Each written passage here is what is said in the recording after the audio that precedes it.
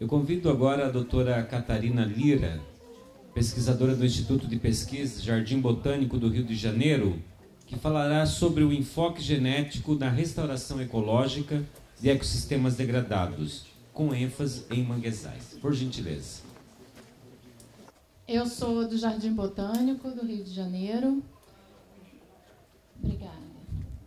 Eu venho trabalhando com mangues há alguns anos, já desde 2008, desde a minha tese de doutorado.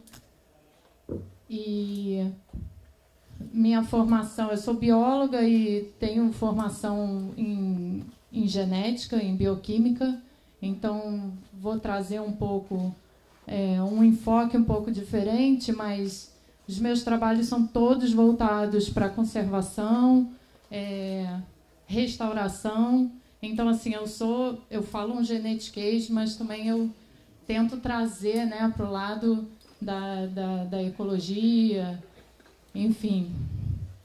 E aí eu vou tentar passar para vocês quais são, né, como é que a gente pode fazer uma abordagem da diversidade genética em estudos de restauração, ou isso é amplo, né, para estudos populacionais de uma forma geral. Aqui eu vi nas apresentações anteriores algumas apresentações falando sobre a carga genética, fortalecimento genético nesses trabalhos de restauração que foram apresentados aqui da APA. E aí aqui eu vou mostrar as maneiras da gente fazer isso efetivamente, fazer esse monitoramento genético. Ou um estudo de caso, mas com outras possibilidades. Então, a intenção é sempre entender por que a gente quer saber a diversidade genética de uma área ou de uma espécie ou de uma população. A diversidade genética ela tem efeitos nas populações, e principalmente em populações restauradas no longo prazo.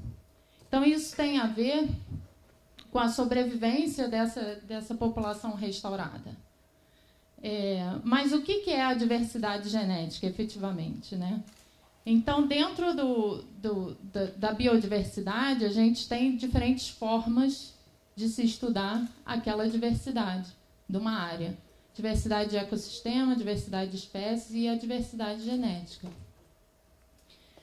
A diversidade genética ela traz a base para a gente entender e avaliar a conservação das espécies, a manutenção daquelas populações no longo tempo, né, no longo prazo, e também estudos de adaptação ao ambiente, que também é uma linha diferente do que eu estou apresentando aqui, que eu também trabalho, de adaptação das plantas de mangue no ambiente em que ele ocorre, que é um ambiente que a gente, como pode ver aqui nas apresentações, que é bem diferenciado, né, de outros ambientes por causa da salinidade, das marés, do sedimento.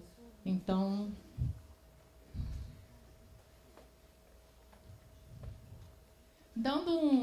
tentando fazer um background aqui da questão genética, né, assim, a gente tem diferentes efeitos evolutivos que alteram essa diversidade ou essa variabilidade genética que é encontrada nas espécies, nas populações ou nos ecossistemas. Tá? Então, a gente tem alguns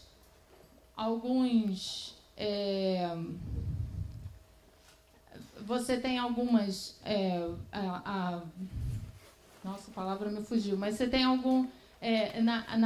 na evolução, forças. Você tem forças evolutivas que vão ampliar essa variabilidade genética da espécie ou da população. Então, a gente tem mutações, a gente tem a própria migração, o fluxo gênico. Essas são as forças evolutivas que vão estar dando maior variabilidade genética numa população. Então, quando os estudos falam de fortalecimento genético, de aumento da variabilidade genética, vocês podem estar certos que o que vai afetar isso e conseguir, a ação que vai conseguir aumentar a variabilidade genética tem que ser voltada para essas forças aqui: fluxo, migração e mutação, basicamente. Então, assim, e no caso da restauração, o mais importante, eu diria que é o fluxo e a migração aqui, não no sentido da migração natural, mas no sentido de transplante ou do plantio de mudas. Porque aí seria você pegar um indivíduo de uma determinada população e colocar na população restaurada. Seria um efeito da migração. Você insere uma carga genética, a carga genética daquele indivíduo na população restaurada. E você tem efeitos negativos na variabilidade genética. A endogamia, que é o cruzamento da planta, né, da própria planta. Então, seria ou a autofecundação ou o cruzamento entre indivíduos que são aparentados. Tá? São as duas coisas, não só a autofecundação, mas o cruzamento entre indivíduos que já são aparentados. E a deriva, que é uma força evolutiva que, não sei se vocês já ouviram falar, mas, por exemplo, você tem os bottlenecks, né, que são os efeitos gargalos, quando você tem uma diminuição do tamanho populacional muito forte. Então, quando você tem essas populações degradadas, que tem a gente chama de degradadas, né, que tem uma diminuição de indivíduos muito grande, a gente perde parte daquela variabilidade genética nos indivíduos que morreram. Então, os indivíduos que ficaram é a carga genética que sobrou daquela população. Isso é um efeito natural ao acaso, chamado deriva gênica. Simplesmente, ao acaso, morre um indivíduo que tinha uma determinada variabilidade, então aquela variabilidade foi perdida na população, simplesmente porque, sei lá, um vento derrubou uma árvore, acabou aquela carga genética daquela árvore, dentro da representação da população. Existem formas de se estudar. Então, assim, tradicionalmente, se usavam marcadores morfológicos e, hoje em dia, a gente usa marcadores genéticos, a partir do DNA e outras moléculas também, como proteínas ou RNA. O PCR, não sei se vocês já ouviram falar, é uma técnica, uma metodologia de laboratório que serve para você amplificar regiões do DNA. Então, assim, a gente tem o material genético daquele indivíduo, que é carregado dentro dele, de cada célula daquela planta, que é o DNA, e aí a gente consegue pegar pequenos marcadores que são típicos daquele indivíduo, só aquele indivíduo tem. E aí é uma técnica de laboratório para a gente conseguir visualizar essa marca, seria a variabilidade genética, é o que tem dentro daquele DNA que é diferente do outro indivíduo. A gente usa essa técnica chamada de PCR. Foi descoberta na década de 80. Descoberta não, foi inventada, né, no caso. Então, através do PCR, pensando nessa diferença genética dos indivíduos, a gente tem os marcadores moleculares, que eu chamei aqui de tradicionais, que a gente faz as amplificações no laboratório. Não sei se vocês já ouviram falar, mas tem alguns tipo microsatélites, tem o AFLP, tem, enfim, um monte de siglas que eu posso ficar repetindo aqui, e que você avalia diferentes regiões do material genético de cada indivíduo e compara com o outro e vê qual é a diferença, qual é a diversidade, qual é a variabilidade dentro daquela população. Atualmente, existe o sequenciamento de nova geração. Com esse sequenciamento, foram criados novos tipos de marcadores. Esses marcadores, a gente consegue, apesar do custo, se você comparar aqui um custo médio a alto, a gente consegue milhares de marcadores com poucos indivíduos. Então, tem pessoas analisando uma população inteira, através dessa técnica, usando só 10 indivíduos. Então, você não precisa mais ficar coletando loucamente, aleatoriamente, a população inteira, e que tais não, você pega de forma assim, aleatória, e dentro de uma população, 10 indivíduos. Porque você tem milhares de regiões do DNA sendo amplificadas. Então, o que os estudos mostram é que só 10 indivíduos você consegue ver toda a variabilidade de uma população, mesmo sendo uma população grande. Então, isso facilita por um lado, mas o custo aumenta. Então, assim, tem que ter um bom financiamento de pesquisa. Então, nas populações, né, com reduzido tamanho populacional, que seriam as populações degradadas ou impactadas, pode ocorrer tanto a redução do número quanto a fragmentação. E aí aqueles efeitos nocivos da variabilidade que eu falei antes, a deriva e a endogamia, né, que a deriva é simplesmente a perda aleatória de diversidade, porque um indivíduo morreu.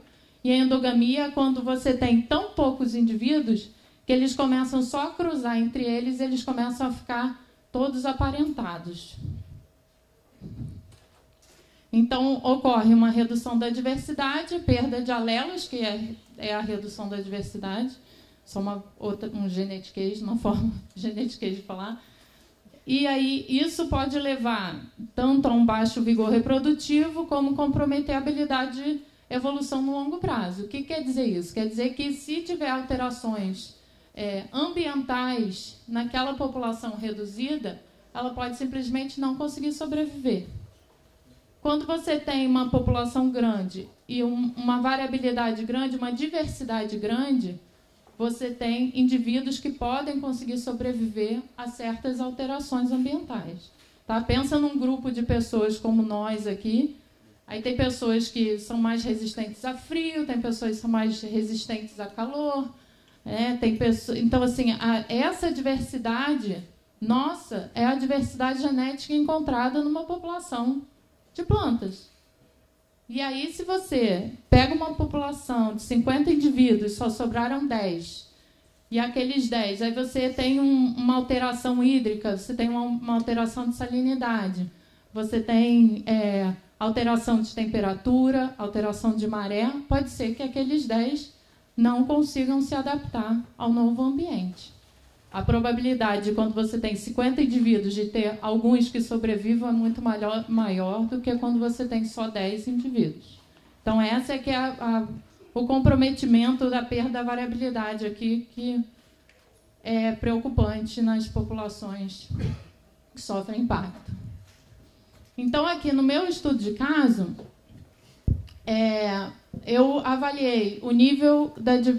meu grupo, né, meus alunos, avaliamos o nível da diversidade genética e entre três áreas de mangue aqui do Rio de Janeiro, 2 do Rio de Janeiro, uma de São Paulo.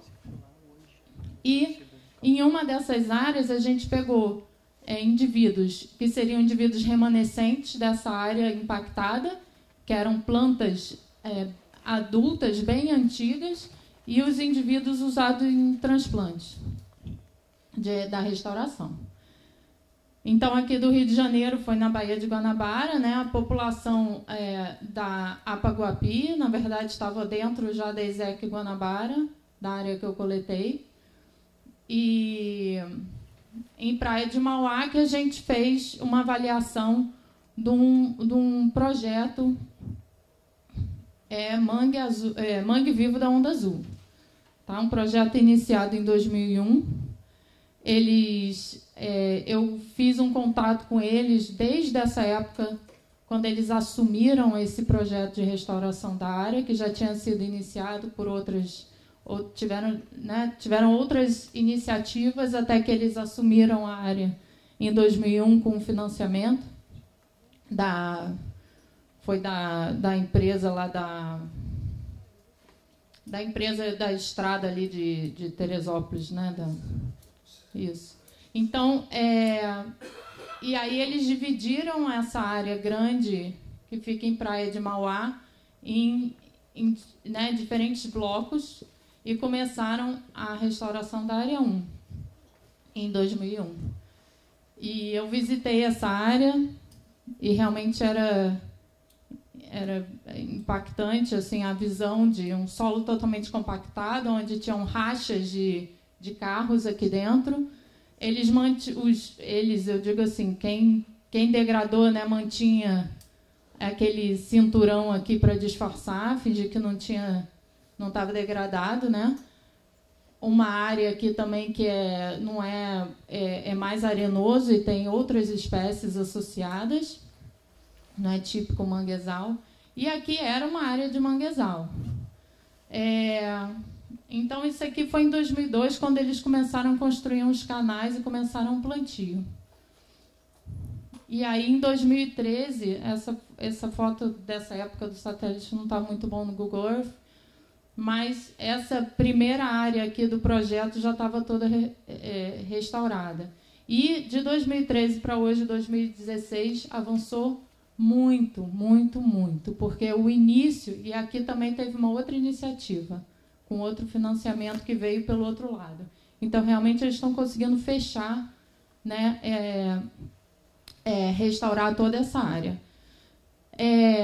Então, depois que eles conseguiram, de certa forma, voltar a ter aqui as condições de mangue, os caranguejos, as condições hídricas de marés, aí parece que está mais fácil esse lado, né? Porque, claro, vai tendo o aporte de propágulo. O propágulo tem como se estabelecer, porque o solo já está mais propício, então acaba facilitando, e aí a evolução foi bem rápida, a evolução recente. Então, aqui, por exemplo, tem as áreas que o meu grupo foi coletar, as marcações das plantas. Então, em vermelho, eu coletei da Lagunculária racemosa, da Vicenia schaueriana e da Rhizophora mangli, mas eu vou mostrar só os resultados da Lagunculária, que é o resultado que a gente já tem completo. Foi do mestrado da minha aluna. Então, a gente tem, basicamente, áreas remanescentes que ficam aqui em cima, nessa franjinha que mantiveram ainda, que nunca foi desmatada. Um pouquinho aqui na borda, e as plantadas também a gente pegou aqui numa trilha que tem passando por aqui.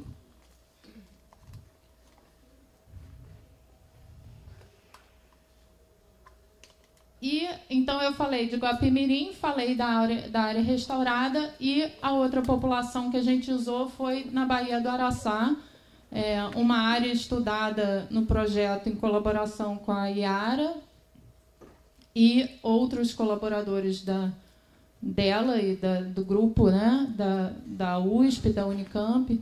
Então, a gente coletou na Baía do Araçá também, e a gente, então, juntou esses dados da Lagunculária. Por enquanto, é o que eu vou mostrar da Lagunculária.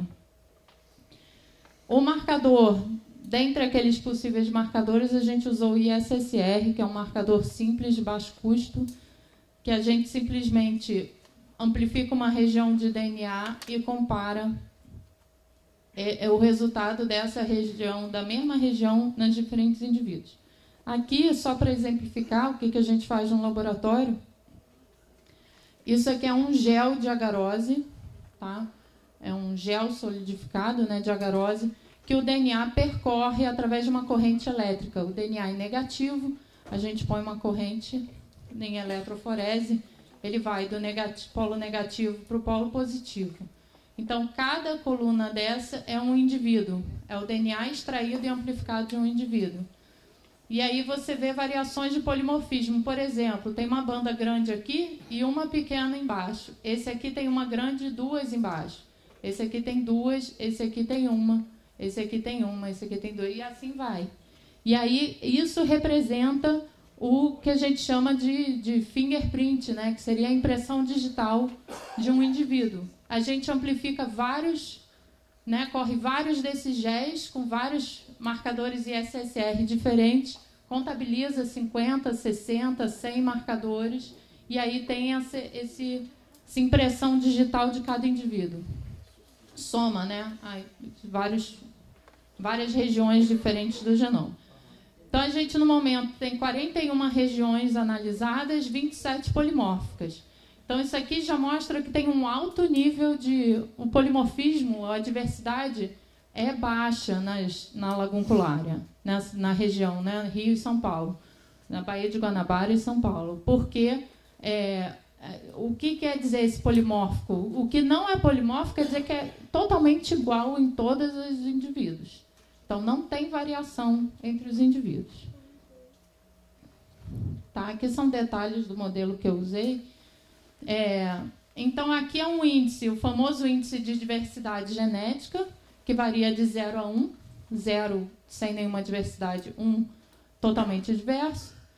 E são esses números, né, que a gente consegue comparativamente entender qual é a população que tem um índice mais baixo de diversidade ou o índice mais alto. Aqui, no caso, a população recuperada, que, na verdade, o que eu coletei são os indivíduos transplantados, que sobreviveram estabelecidos, né, os que foram transplantados e cresceram e viraram árvores de 3, 4 metros de altura. Então, o índice de diversidade deles está muito mais baixo do que o índice de diversidade encontrado nas outras duas populações, inclusive os remanescentes, ou seja, as plantas adultas e mais velhas daquela mesma área, da mesma população. E aí que a gente imagina é que o próprio processo de restauração, da forma como foi feito, ele pode ter selecionado a alguns indivíduos, ter diminuído essa diversidade. Por quê? Porque era uma área muito impactada, e aí pode ser que só alguns indivíduos mais fortes ou robustos ou com possibilidade de crescer naquela área que tenham crescido, e isso selecionou a diversidade. Tá? Aqui é a média das 4 populações e aqui é um total calculado para a espécie. Tá? Então, a única população que ficou próximo do nível de diversidade da espécie por acaso, foi a de remanescente. Ou seja, essa área devia ter uma população bastante rica em diversidade genética, até maior do que a APA Guapimirim hoje, do que a minha amostragem, né? Não quer dizer que é o total da população, foi a amostragem que a gente fez. E esse GST é o tal do índice de diferenciação, então mostra, e o F é a endogamia, mostra que 30% de endogamia é um valor bastante alto para as plantas.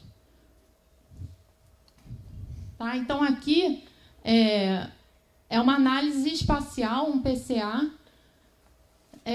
da diversidade encontrada com esses marcadores nessas 4 populações. Então, assim, além da diversidade ter valores diferentes, ela pode ela pode não ser a mesma variabilidade encontrada nos diferentes indivíduos. Então, uma população pode ter a mesma variabilidade que a outra, o mesmo nível de diversidade que a outra, mas ser formada por cargas genéticas, composições genéticas diferentes. Então, isso aqui mostra a semelhança dessas composições genéticas dos indivíduos dentro das populações. Cada ponto no gráfico é um indivíduo amostrado. Tá? Então, os indivíduos de plantio, eles ficaram, os que se estabeleceram após o transplante, ficaram restritos aqui com uma diversidade bastante baixa, realmente, que demonstra na visão espacial que eles estão muito próximos entre si. Né? Os remanescentes têm uma amplitude maior da diversidade e se misturam um pouco com a diversidade Guapimirim. Então, quer dizer, isso mostra que da Baía de Guanabara, né, o que é esperado, que eles têm, que essas populações se comunicam, né, trocam. Então, eles mantêm um nível de diversidade aqui que se mistura, né, que tem semelhanças. E a de São Paulo ficou um pouco diferenciada, isolada, com uma carga genética ainda diferente das do Rio de Janeiro. Tá ótimo. Obrigada. Aqui só uma outra representação do mesmo gráfico. Aqui são os indivíduos, vocês verem, cada ponto no gráfico é um indivíduo. E aqui mostrando o indivíduo ligado dentro da sua própria população. Aí que a gente vê que realmente Baía do Araçá e os de transplante que sobreviveram estão com a a diversidade mais reduzida, né? Está mais fechada, vamos dizer assim, e a amplitude da diversidade da área remanescente é a maior de todas, mas é semelhante à de Guapimirim, mostrando que, né, esse sistema da Baía de Guanabara, então, historicamente, obviamente, né, era uma área única de mangue, ou quase, né, antes da ocupação.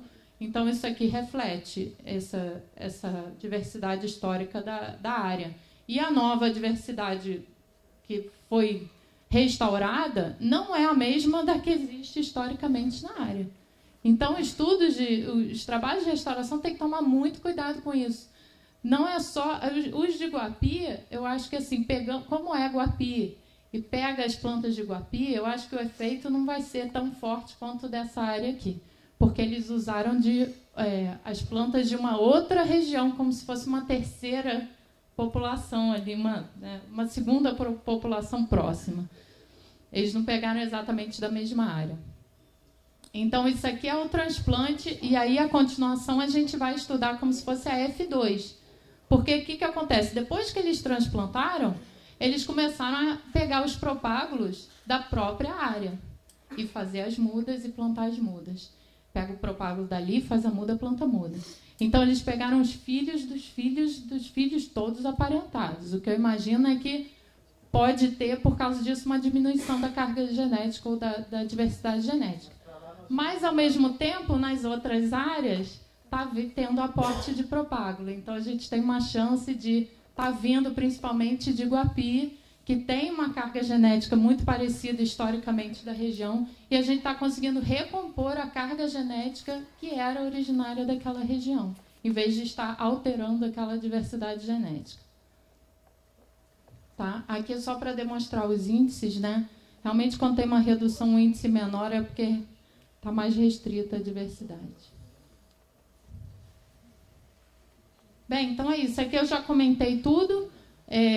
Então, esses estudos eles podem ajudar a ver a erosão genética numa área impactada e se a restauração está realmente restaurando a carga genética originária, histórica daquela área, ou se está colocando uma nova carga genética naquela área. E aí eu gosto de alertar para o tal do Outbreeding Depression, que é assim, quando você tem populações com diversidades muito diferentes, na hora que você faz elas se unirem, né, que seria com a coleta de propágulos, matrizes, isso pode dar uma disruptura da diversidade genética, que é o que a gente chama de Outbreeding Depression, que ainda é muito estudado na genética e é uma situação que ainda não, apesar de ser estudado, se conhece pouco na natureza. Então, agradecendo aqui meus colaboradores da USP, Rural, UFRJ, tem alguns outros aqui em outros projetos não incluídos, meus alunos que estão trabalhando. Obrigada.